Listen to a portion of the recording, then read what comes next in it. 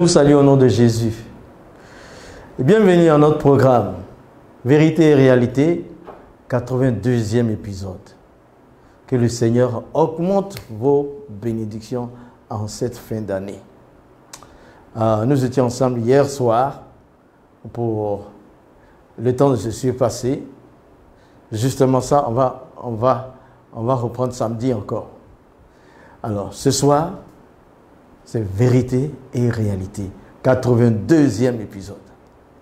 Alors, en attendant que les gens se connectent,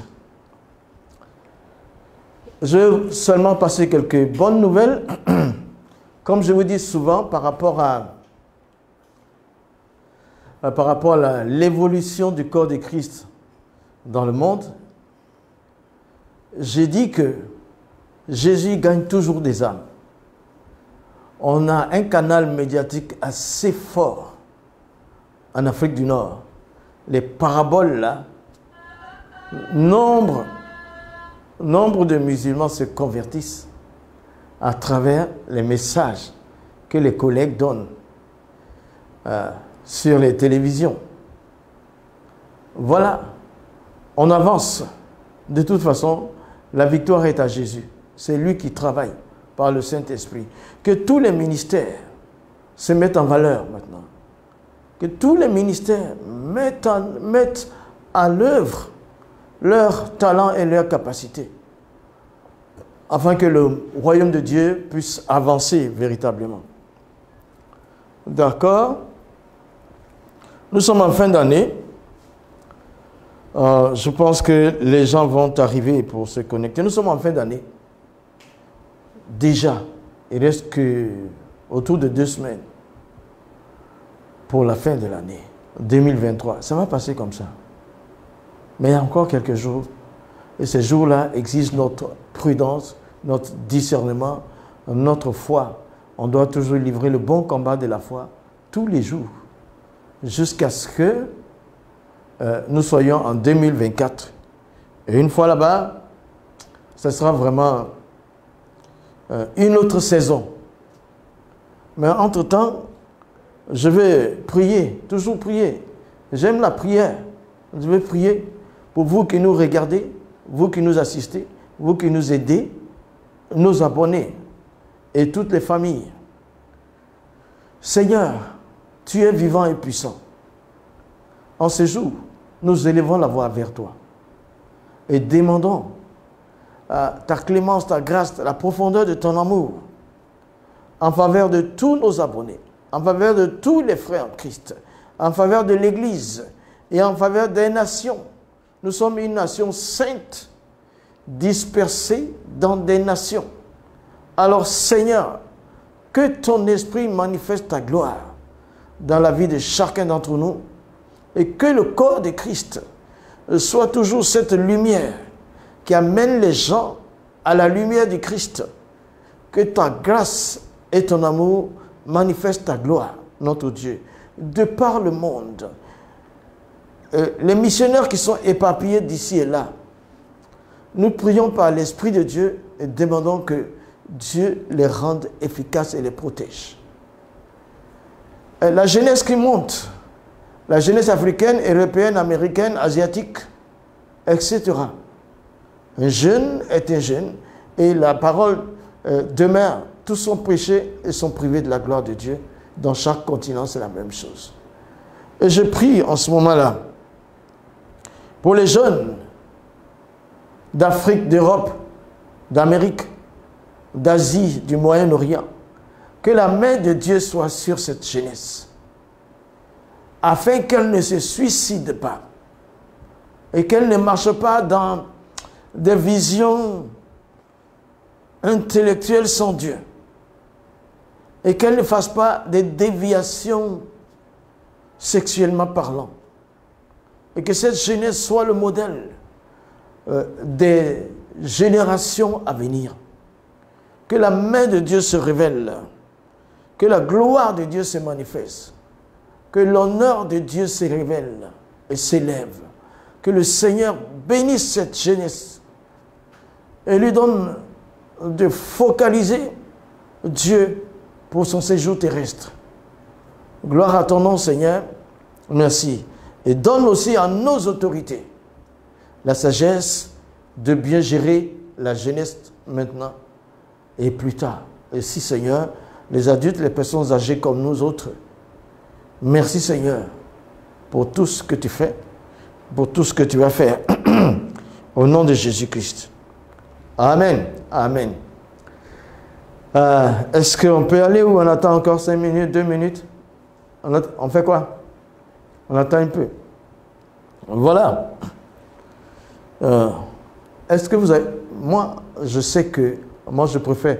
Il y a la traversée, 31 décembre qu'on dit traversée. Moi, je préfère parler du cheminement. C'est-à-dire qu'on serait là le 31 soir. On va cheminer avec le Seigneur pour rentrer dans l'an nouveau, dans la louange, dans l'adoration et dans la puissance de l'Esprit. Et nous, à la bonne voie, nous vous invitons à cette veillée-là et à notre retraite. On vous invite. Chaque année, on fait une retraite. Et la suite, la fin de la retraite coïncide avec le 31 décembre. Et puis, on reste en prière. En prière de 22 heures jusqu'à 7 heures du matin. Souvent même 8 heures du matin. Là, on fait un cheminement avec le Seigneur Jésus. Tu es invité, sinon, il faut prier pour nous, pour que ça soit, comme chaque année, très très bon. Ça nous fait du bien. Donc, bientôt, on va faire le cheminement vers l'an 2004 avec l'aide du Seigneur Jésus-Christ. Encore merci pour votre assistance. Maintenant, je pense que nous allons passer à Vérité et Réalité, 82e épisode. Alors, c'est avec l'aide de notre Seigneur Jésus-Christ lui-même, par le Saint-Esprit qui nous a donné, et par le Saint-Esprit qui contrôle, et toute cette jeunesse qui est là dans le studio et qui travaille pour Dieu, des ministères entiers sont là pour servir le Seigneur à travers cette vidéo-là, et aussi nos collaborateurs Royaume Vie Média et Radio JLC. La Radio JLC avec le pasteur Conan. Et aussi, sans oublier, la plus belle de toutes les femmes, Maïmona, mon épouse, que Dieu vous bénisse. Alors, ce soir, Vérité et Réalité, 82e épisode, notre sous-thème sera les confusions dans l'islam, 17e partie. Les confusions dans l'islam, 17e partie. Voilà, on est déjà parti avec l'aide du Seigneur Jésus-Christ. Une confusion, c'est quelque chose qui te mélange vraiment. Une confusion, ça manque de direction. Nous considérons que le livre de l'islam conduit les gens vraiment assez difficilement. Confusion dans l'islam, 17e partie. La première confusion ce soir, ce sera Allah a besoin d'aide. Allah a besoin d'aide. J'aurais pu dire Allah a-t-il besoin d'aide? La sourate 47 au verset 7. Oh, vous qui croyez, si vous faites triompher la cause d'Allah, il vous fera triompher et affermira vos pas. Si vous faites triompher la cause d'Allah, il vous fera triompher et affermira vos pas. La remarque ici, c'est comme Allah cherche de l'aide. Il cherche à ce qu'on fasse triompher sa cause. Et puis, il fait triompher celui qui le fait. Allah a-t-il besoin vraiment de l'aide? Un Dieu, le Dieu de l'islam, cherche-t-il de l'aide? Dans le parcours, c'est comme si on découvrait cela. Si vous faites triompher Allah, Allah vous fera triompher. Il a besoin que les humains qui le suivent le fassent triompher. Et puis après, lui, il va faire triompher. Allah a-t-il vraiment besoin d'aide? La question est posée à toi. Cher ami musulman, si Allah a besoin de ton aide, stay away from Islam. Ce n'est même pas la peine. Viens à Jésus, ce sera mieux. Alors, on va regarder dans le même sens. La sourate 47, verset 33. Oh, vous qui croyez, obéissez à Allah, au messager, ne rendez pas vain vos œuvres. Sourate 47, 33. Oh, vous qui croyez, obéissez à Allah, au messager, ne rendez pas vain vos œuvres. Le messager là, on ne sait même pas c'est qui. Peut-être que c'est Mohammed, mais lui, son nom est mentionné dans tout le Coran que 4 fois. Peut-être que c'est lui. Alors, le verset, la remarque, c'est que obéir à Allah et son messager, toujours en soutien. L'un soutient l'autre. C'est toujours qu'il y a un besoin de l'un pour l'autre. Obéissez à Allah, c'est bon. Obéissez à Allah et son messager. Allah a-t-il besoin du soutien de Mohammed? Le messager a-t-il besoin? Le messager peut avoir besoin de la divinité si elle-même n'est pas une divinité. Voilà. Oh, vous qui croyez, obéissez à Allah, au messager. Donc, le messager, c'est qui? Il est aussi fort que Allah. Allah a besoin du messager. Et le messager a-t-il besoin aussi d'Allah? Ou les deux sont des divinités? Allah a-t-il besoin d'aide? Obéir à Allah, ce n'est pas suffisant. Il faut que tu rajoutes toujours son soutien. Obéir à Mohammed, à son messager. Je ne sais pas si c'est Mohammed. Voilà. Hey! On va regarder dans cher ami musulman, qu'est-ce qu'il faut? Mohammed est-il le soutien d'Allah? Allah a-t-il vraiment besoin de l'aide de Mohammed?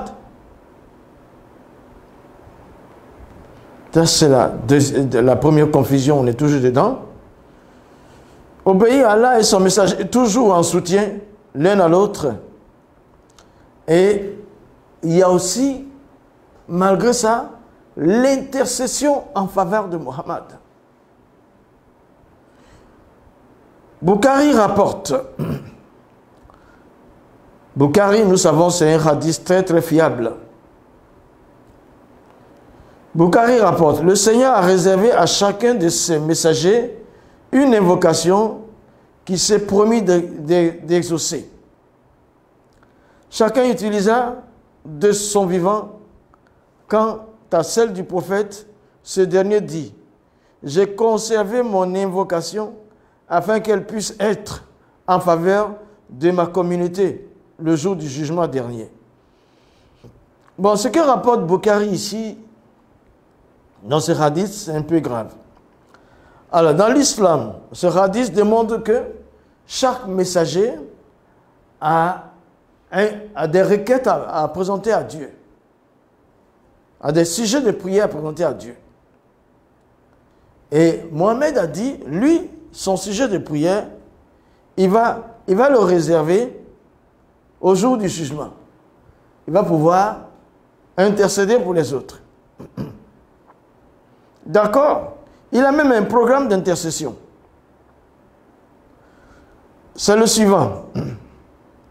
La première intercession, c'est envers toute l'humanité. Donc le prophète de l'islam va intercéder en faveur de toute l'humanité. La seconde intercession est réservée... Attends, est-ce qu'on dit toute l'humanité ou bien toute l'humanité? Toute l'humanité, très bien. La seconde intercession est réservée aux membres de sa communauté. Donc, deuxièmement, il va intercéder pour les membres de sa communauté. Ce n'est pas grave. Troisièmement, La troisième intercession concerne des habitants du paradis. Il va intercéder pour ceux qui habitent dans le paradis. Mais quelle intercession il faut faire pour ceux qui sont déjà au paradis? Logiquement, au paradis, on n'a besoin de rien. On a tout. C'est tellement de confusion. Tu vas intercéder pour ceux qui sont au paradis. Donc lui, il sera où? Et puis il va intercéder pour ceux qui sont au paradis. La quatrième intercession concerne certains désobéissants habitant l'enfer. Donc, il va intercéder pour certains qui sont désobéissants et qui seraient en enfer. En fait, les personnes désobéissantes sont condamnées en enfer. Contrairement à la Bible, on peut être désobéissant et le Seigneur peut, on peut être même rebelle et le Seigneur peut nous transformer. La quatrième intercession concerne des désobéissants qui habitent l'enfer. Ils sont dans l'enfer et le prophète va intercéder pour eux, je pense, afin qu'ils sortent. La cinquième intercession concerne certaines personnes du paradis pour faire augmenter leur récompense. Il va intercéder peut-être pour Jacarija afin qu'il y ait plus de femmes au paradis que les 70 qui lui sont réservées. La sixième concerne certains de son peuple punis dans l'enfer. Donc la sixième intercession du prophète de l'islam, certains Quraishites, certains Arabes Quraishites qui seront punis dans l'enfer, il va se voir en train d'intercéder pour eux. Voilà toute une liste que le prophète de l'islam doit faire. Mais, comment doit être quelqu'un qui puisse intercéder, même pour les gens qui sont au paradis, même pour les gens qui sont en enfer? Cette personne doit être une personne de probité excellente. La sourate 48 va nous dire, sourate 48, versets 1 et 2. En vérité, nous t'avons accordé une victoire éclatante afin qu'Allah te pardonne tes péchés futurs et qu'il parachève sur toi tes péchés passés et tes péchés futurs, afin qu'il parachève sur toi son bienfait et te guide sur le droit chemin. Je reprends ces deux versets. Sourate 48 du Coran, versets 1 et 2. En vérité, le Coran dit à Muhammad, en vérité, nous t'avons accordé une victoire éclatante afin qu'Allah te pardonne tes péchés passés et futurs et qu'il parachève sur toi son bienfait et te guide sur le droit chemin. L'homme qui doit intercéder est plein de péchés. C'est lui-même dans un certain hadith qui disait qu'il doit se repentir 70 fois par jour. Il dit, je te pardonne, je te donne une victoire éclatante sur tes ennemis, afin que tu comprennes que je pardonne tes péchés passés et tes péchés futurs. C'est-à-dire, il va continuer de pécher. Or, c'est le péché qui mène en enfer. Et lui, c'est un pécheur au point qu'il se repente même 70 fois par jour. Comment peut-il intercéder pour des personnes même qui sont au paradis? Et comment peut-il intercéder pour ces personnes même qui sont en enfer? C'est lui, pour le prophète de l'islam. Je me souviens des années où j'étais dans l'islam. Je suis le fils d'un imam, un petit-fils d'un imam. J'ai été même un imam. J'étais aussi un muezzin. Je partais très tôt à la mosquée avant les heures de prière pour intercéder pour le prophète de l'islam. Allahumma sall ala Muhammad wa ala ali Muhammad wa salam taslim. Allahumma sall ala Muhammad wa ala ali Muhammad wa salam taslim. C'est-à-dire qu'Allah donne sa paix, une paix infinie à Muhammad. Parce que c'est supposé, pour celui qui intercède comme ça, il y aura du poids dans la balance demain. Donc il fallait que moi j'intercède pour mon prophète. Et celui qui sera un intercesseur a besoin d'intercession à cause des péchés qu'il commet aussi. Vous ne voyez pas que c'est une grande confusion, chers amis musulmans. C'est trop confus. Jésus dit un aveugle ne peut pas conduire des aveugles. Sinon, ils les jettent tous dans le trou, ils tombent tous dans un trou. Donc ce n'est pas possible qu'un pécheur puisse intercéder pour le rachat de d'autres pécheurs. Le Coran est dans une grande confusion.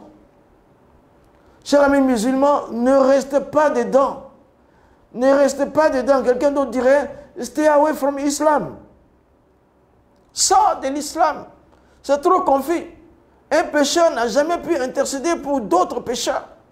Au point d'intercéder pour des gens qui sont au paradis, au point d'intercéder pour des gens qui sont en enfer.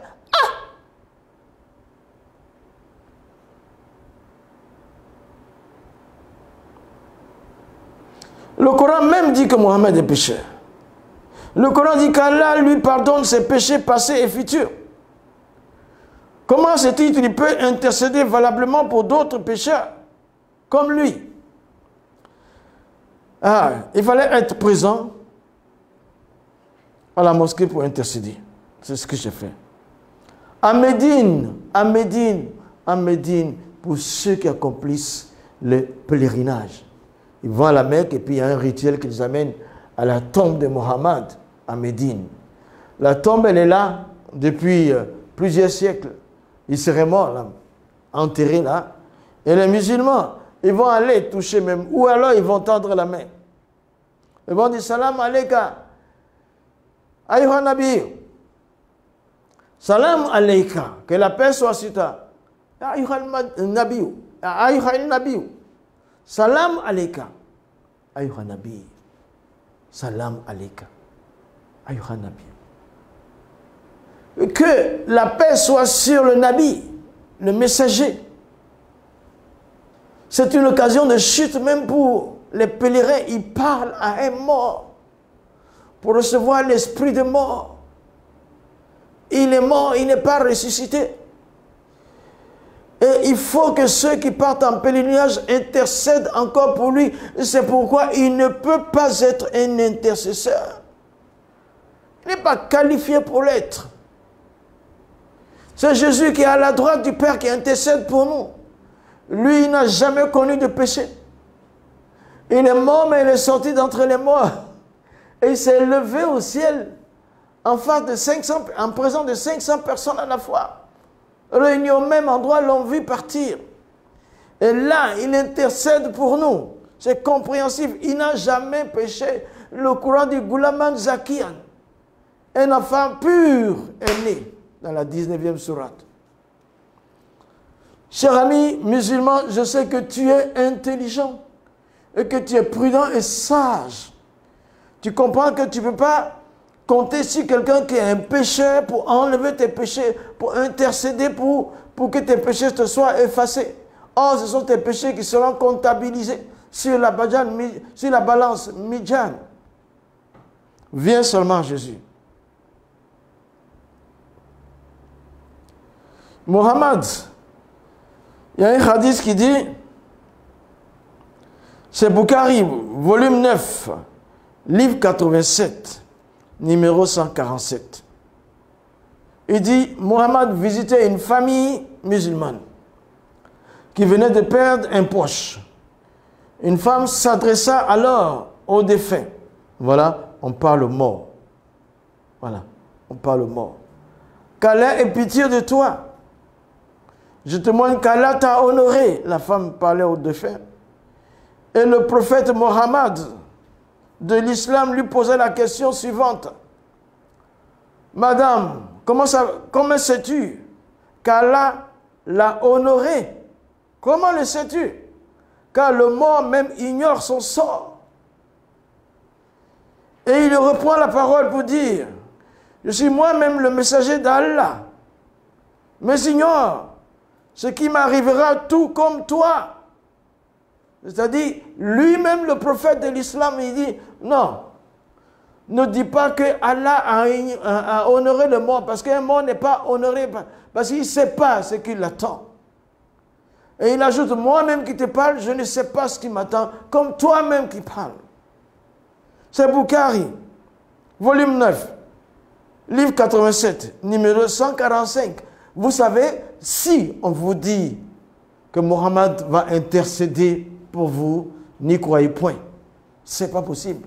C'est lui qui dit ici. L'histoire a été racontée par Khadija bin Zaïd Tabit.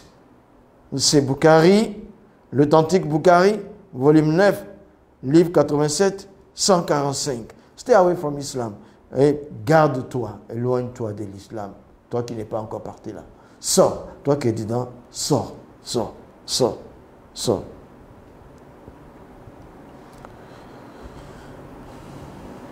Alors, maintenant, on va voir encore un autre hadith où l'envoyé d'Allah, le messager d'Allah, lui-même qui parle, il dit, nul ne sera sauvé de l'enfer grâce à ses propres œuvres, mais même pas toi, ô messager d'Allah, lui demanda-t-on. Ça vient. Il répondit, le hadith c'est Sahih Muslim, livre des aspects du jour de la résurrection, du paradis et de l'enfer. Hadith numéro 5036. Tu peux dire hadith numéro 5036. Sahih Muslim.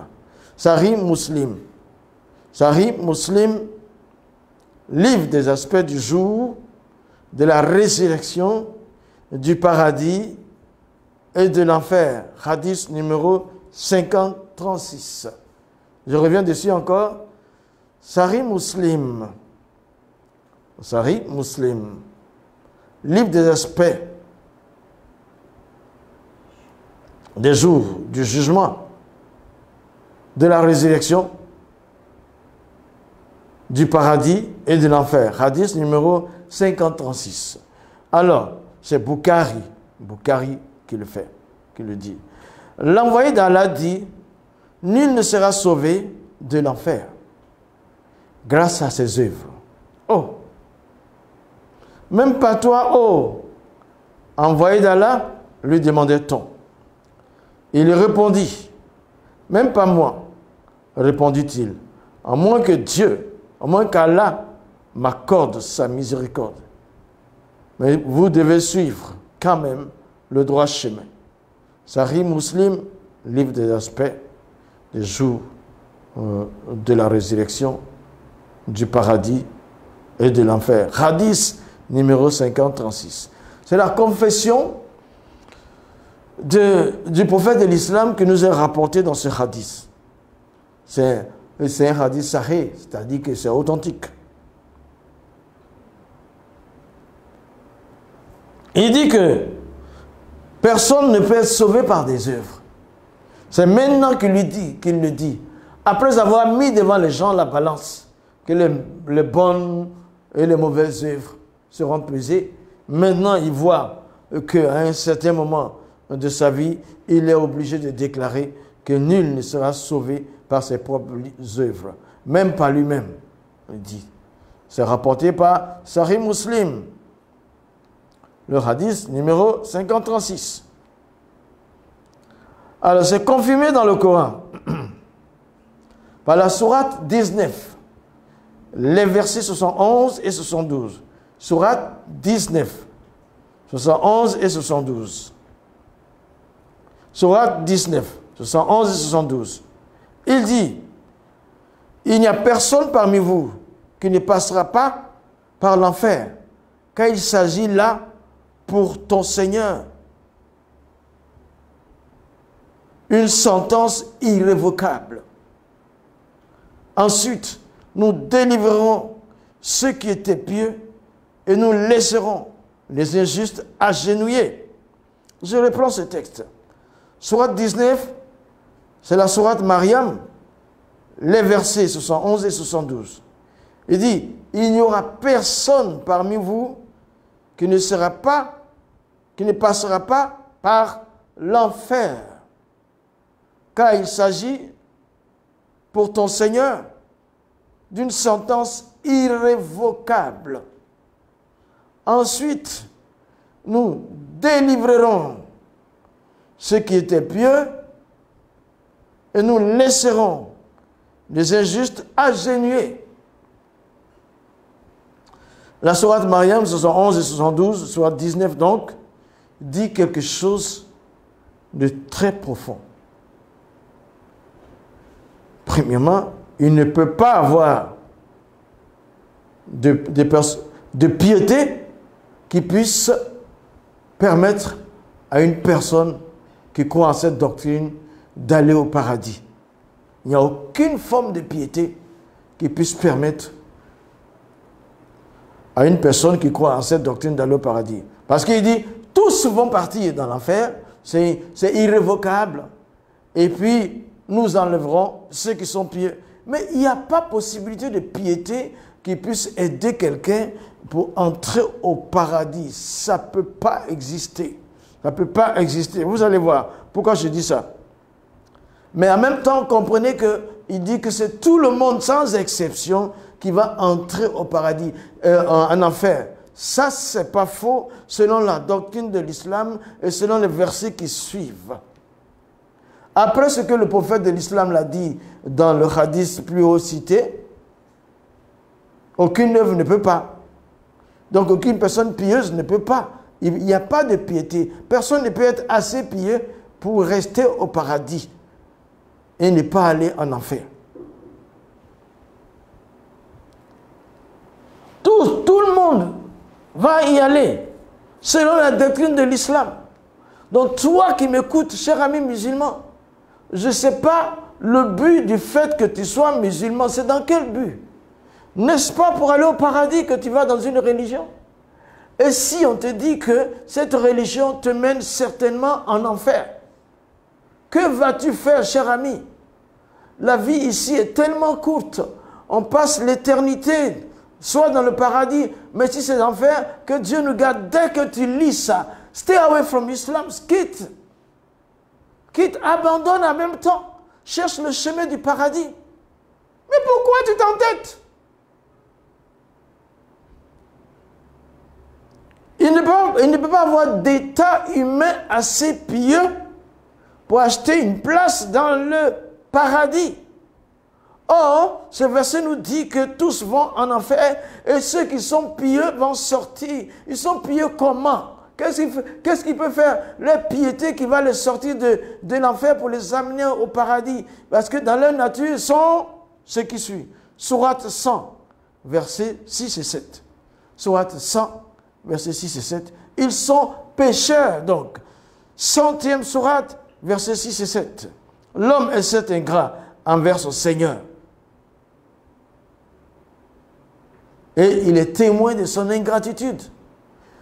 La sourate 100 et les versets 6 et 7 disent que l'homme est ingrat envers son Seigneur, c'est-à-dire Allah aura créé des hommes qui ne peuvent pas suivre sa loi. Ils sont donc ingrats à l'égard d'Allah, donc ils sont pécheurs contre Allah. Ça veut dire que tous ont péché, tous ont péché. Donc dans ces cas-là, il ne peut pas avoir quelqu'un de pieux pour pouvoir sortir de l'enfer où tout le monde doit y aller, selon la 19e, 71 et 72. C'est un goulot d'étranglement. C'est un piège qui se referme. C'est juste religieux sans relation. Mon ami, ne reste pas. Ne reste pas, la vie sur terre est courte. À tout moment, tu peux être rappelé, ton souffle peut être demandé, le rendez-vous de la mort ne peut pas être différé. L'ingratitude, comme le signale la sourate 100, le verset 6 et 7, à l'égard de Dieu, c'est le péché. Donc, en fait, le Coran déclare que tous ont péché et sont complètement... Ça rejoint l'image que dit là-bas Romains 3, 23. tous ont péché et sont privés de la gloire de Dieu. Sourate 100, versets 6 et 7, l'homme est pécheur parce qu'il est ingrat contre Dieu, à l'égard de Dieu. C'est pour cela que tous ceux qui croient en cette doctrine iront certainement en enfer, parce que le verset le dit, sont détournés en bâche. Je vais voir. Pourquoi? Parce que les œuvres seront comptabilisées. On va dénombrer exactement les péchés que tu auras faits et les bonnes actions que tu auras faites. Tu es ingrat, tu es pécheur, tes péchés seront forcément plus nombreux que les bonnes actions. Même qu'on ait cette doctrine séduisante pour dire une bonne action peut effacer 100 péchés, mais on ne sait pas quelle est cette bonne action et combien de péchés est fait. Regarde ce que dit la sourate suivante. C'est la sourate 50, versets 17 à 18. Sourate 50, versets 17 à 18. Chers amis musulmans, c'est triste. Ne reste pas là. Sourate 50, versets 17 à 18. Alors, il dit, quand les deux anges assis à la droite et à gauche recueillent les actions, ils ne prononcent aucune parole sans avoir auprès de lui un observateur. Il dit, quand les deux anges assis à la droite et à la gauche recueillent les actions, bonnes ou mauvaises, il ne prononce aucune parole sans avoir auprès de lui un observateur après avoir inscrit. Ici, c'est deux anges autour d'un croyant en cette doctrine, un musulman. Deux anges, un à gauche et un à droite.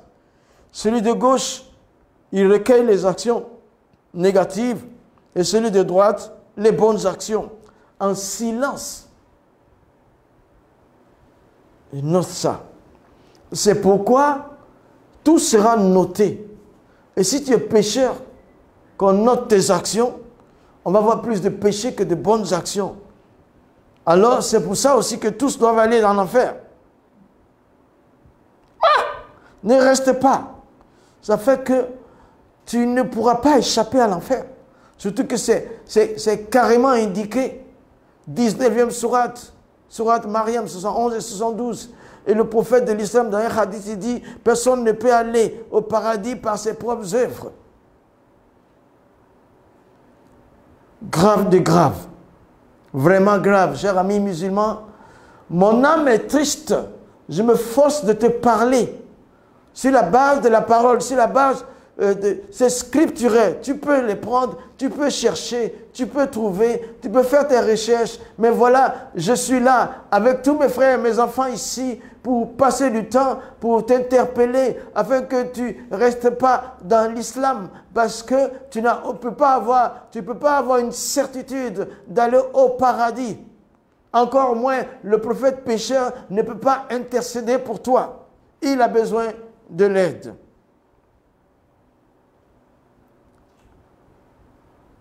Alors, on va passer par la sourate 23, versets 101 et 102. Sourate 23, versets 101 et 102. Sourate 23, versets 101 et 102. Hey. Ceux dont la balance est lourde seront les bienheureux. Ouf, c'est-à-dire lourd de bonnes actions. Ceux dont la balance est légère seront ceux qui ont ruiné leurs propres âmes et demeureront éternellement dans l'enfer. Le feu brûlera leur visage et ils auront les lèvres crispées. Cette deuxième catégorie, les balances est légère de bonnes actions. Mais c'est lourd de mauvaises actions. Alors, il dit que là, ils auraient ruiné leurs âmes. Et ils vont demeurer éternellement dans l'enfer. le feu va brûler leur visage. Et ils auront les lèvres crispées. Ah, cher ami musulman, c'est à toi que je parle ce soir. Je ne suis pas un enfant. Je suis un fils d'imam. Je suis un petit-fils d'imam. Je vais bientôt avoir 71 ans. J'ai passé 35 ans dans l'islam. Je suis dans ma 36e année en Christ. Je peux te donner des conseils. C'est que le mieux pour toi, c'est d'abandonner l'islam. Et toi, le mieux pour toi, c'est de ne pas aller dans l'islam. C'est de venir à Christ. Viens à Christ. Parce que, regarde, si ta balance est légère de bonnes actions, ça sera grave. Tu ne pourras pas revenir sur terre pour compléter le poids dans la balance. C'est fini, c'est fini. Tu t'en vas avec le regret d'une vie passée à faire des actions sans avoir de salvation ni relation. Viens à Jésus. Viens à Jésus. Viens à Jésus. C'est pourquoi la Bible nous dit, Éphésiens, le chapitre 2, versets 8 et 9 et 10. Éphésiens, chapitre 2, versets 8, 9 et 10. Il dit, car c'est par la grâce que vous êtes sauvés, par le moyen de la foi. Et cela ne vient pas de vous. C'est le don de Dieu. Ce n'est point par les œuvres, afin que personne ne se glorifie. Car nous sommes son ouvrage, ayant été créés en Jésus-Christ pour de bonnes œuvres que Dieu a préparées d'avance, afin que nous les pratiquions. C'est la bonne nouvelle, ça. Je vais relire pour vous. Éphésiens 2, versets 8 à 10. Il dit, car c'est par la grâce que vous êtes sauvés, par le moyen de la foi. Et cela ne vient pas de vous. C'est le don de Dieu. Ce n'est point par les œuvres, afin que personne ne se glorifie.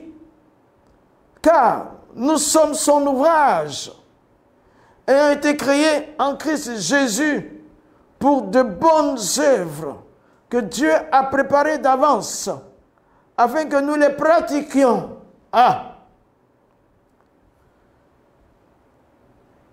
C'est par la grâce que nous sommes sauvés. C'est-à-dire, quand on parle de la grâce, la grâce intervient après un jugement qui nous rend coupables. Quand nous sommes coupables, alors la grâce vient. La grâce vient effacer la culpabilité. Et ça, c'est par cette grâce-là que nous pourrons aller au paradis. Mais pas par les œuvres. Parce que si quelqu'un peut faire de bonnes œuvres pour aller au paradis, il va faire quoi? Il va dire à Dieu, c'est pas moi-même que je suis arrivé. Il dit, nous sommes son ouvrage. C'est que, ça veut dire, normalement, ce mot, nous sommes son ouvrage, ça veut dire, nous sommes la meilleure des œuvres de Dieu. Ceux qui sont créés en Christ. C'est la meilleure des œuvres de Dieu. C'est le chef-d'œuvre de Dieu. Le chef-d'œuvre de Dieu. Nous sommes en Christ le chef-d'œuvre de Dieu. Le chef-d'œuvre que Christ a dépouillé des péchés. Alors, il explique que les bonnes œuvres qui devaient nous faire entrer au paradis, nous ne pouvions pas le faire. À cause de sa grâce, Dieu a envoyé sa parole, qui a pris une forme humaine et qui s'appelle Jésus, Yeshua. Ce Jésus n'est pas le Issa du Coran. L'envoyé, la parole de Dieu, devenu un être humain, et lui, il a été sacrifié. Et c'est là que nous obtenons la grâce. Et il a accompli, parce qu'il n'avait jamais péché, il a accompli les bonnes œuvres nécessaires pour nous. Donc, ces œuvres ont été préparées afin que nous les pratiquions. Dieu les a fait déjà. Nous ne pouvons pas le faire. C'est alors que, après avoir donné nos vies à Christ, nous bénéficions de cette immunité divine. Et nous avons la haine du péché. Nous combattons le péché. Nous combattons le péché. Et nous avons l'amour de Christ. Et nous portons cet amour-là vers toi qui regardes. Jésus-Christ est Seigneur. Il est le Dieu vivant. C'est toi-même qui dis, tu lis dans ta sourate 4, 171, Isa kalimat la wa ruh la al-kaha ila Maryam. Tu dis que Jésus est la parole de Dieu et l'Esprit de Dieu, al-kaha, qui a été mise à Marie. Si la parole de Dieu et l'Esprit de Dieu ont été mis à Marie, ça veut dire que la parole de Dieu existait avant Marie, l'Esprit de Dieu existait avant Marie. Ça, cette parole, en réalité, est devenue Jésus quand elle est sortie de Marie. Alors, sa préexistence était déjà là. Viens donc à Jésus-Christ. Ton âme sera sauvée. Ton âme sera sauvée. C'est une certitude. Mohammed ne peut pas intercéder pour toi parce qu'il est pécheur. Et tes propres bonnes œuvres ne pourront pas t'amener au paradis. Sinon, tu seras condamné déjà en enfer par la 19e sourate, versets 71 et 72. Et le prophète de l'islam lui-même a dit, on ne peut pas être sauvé par les bonnes œuvres. Il ne sait pas lui-même sa destination finale. Mais moi, je le sais, parce que Christ m'a racheté. Christ m'a lavé des péchés. Il m'a donné l'immunité divine. Non pas par ma connaissance, non pas par ma sagesse, mais par grâce. Alors viens profiter de la grâce de Jésus. Ce soir, je t'appelle ami musulman. N'hésite pas. Je sais que tu vas dire, hey, mes parents sont musulmans, ma grand-mère est musulmane, dans notre village, il n'y a pas de chrétiens. Mais ça, chacun rentre dans sa tombe. Fais le bon choix ce soir et tu verras, tu entreras au paradis avec certitude et la paix de Dieu va t'animer. La paix de Dieu va te diriger. Christ dit, je vous laisse la paix, pas comme celle du monde, que votre cœur ne se trouble point. Chers amis musulmans, abandonne l'islam, viens à Jésus et shalom, shalom, shalom, que la paix de Dieu soit sur toi. Shalom, shalom, shalom. C'était Vérité et Réalité, 82e épisode. Ah donc, nous vous annonçons pour samedi prochain le temps de ceci parti, à la même heure, 19h. Et le culte sera dimanche. Et puis, n'oubliez pas, nous avons cette veillée-là, cette retraite-là. La retraite du 28 jusqu'au 31 décembre. Au 31 décembre dans la journée, et nous allons faire, dans la soirée, nous allons faire ce cheminement avec Christ. Déjà, le thème de l'année prochaine est bien révélé par le Saint-Esprit. Il dit la croissance et la fidélité. La fidélité a remplacé la stabilité. La croissance et la fidélité. Que Dieu vous bénisse. Abonnez-vous, abonnez-vous, abonnez-vous, abonnez-vous. Partagez, likez. Shalom au nom de Jésus. Amen.